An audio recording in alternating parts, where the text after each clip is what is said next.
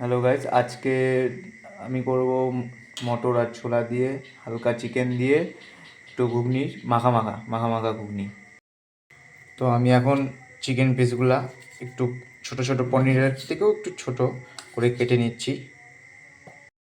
Pressure কুকারে মটর আর ছোলাটাকে কয়েকটা city বসিয়ে নেব।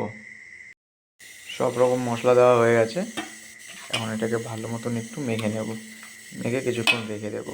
তারপর ওদিকে মটরটাও সিটি পড়ে গেছে, ওটাকে দেখে নেব।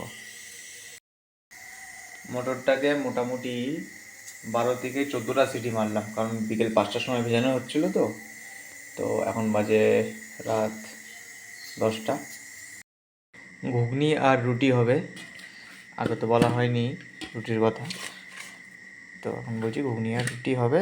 তো এখন আটাটা মেখে নিচ্ছি। আটাটা আমি খুব একটা ভালো মাখতে পারি না, দেখা যাক, চেষ্টা করছি। এখানে আটা মাখা পুরো সম্পূর্ণ হয়ে গিয়েছে। ঘুগনির প্রায় শেষের দিকে পুরোপুরি হয়ে এসেছে, আর একটু শুকিয়ে নিলে নামিয়ে নেব। আর ওদিকে আটা মাখা পড়ে আছে, ওটা বউ বলেছে বউ করবে। রান্না হয়ে গিয়েছে অনেকক্ষণ আগে, আমি খেয়ে নিয়েছি। রুটিটা বউ করেছে। এখন জানি না ওদের কেমন লাগছে। কিরে, কেমন লাগছে বা লাগতেছে? কেমন লাগছে?